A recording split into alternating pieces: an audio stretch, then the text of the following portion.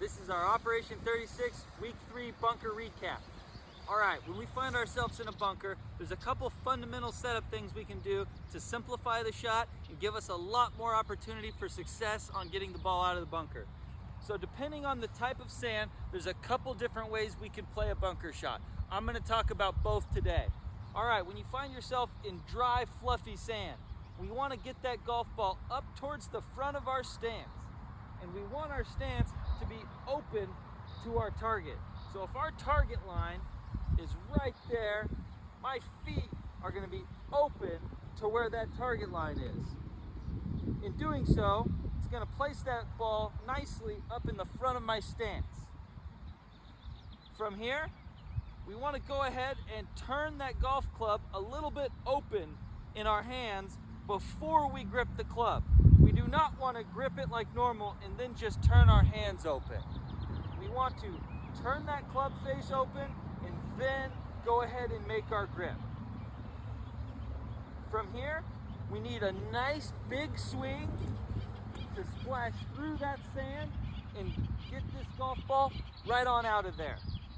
When we're looking to hit this bunker shot, we want to hit down into the sand about an inch right behind that golf ball, going downwards.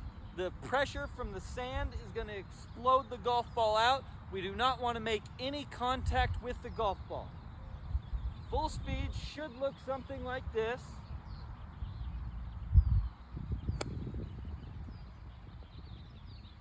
That ball comes out nice and high with relatively soft landing.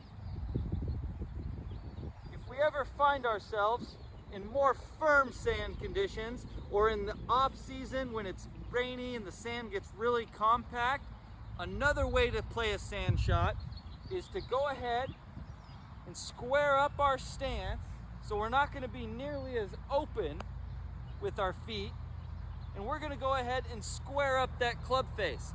So we're not going to turn it open before we hit the shot. We're going to grip it just like we normally would. For this shot, the golf ball can be in the middle of your stance or just slightly forward. We do not want it getting back in our stance, but we want to feel nice and neutral at setup. From here, we're not going to take quite as big of a backswing, but we are going to hinge our wrists. With that wrist hinge, you see how low my hands are, but how high that golf club gets. This is what's going to give us the power to get down through that sand and shovel the golf ball out.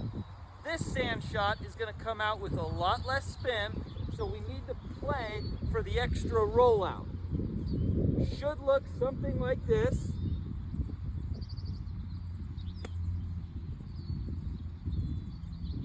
Alright ladies, give this a try, see if that doesn't help us getting out of those nasty bunkers.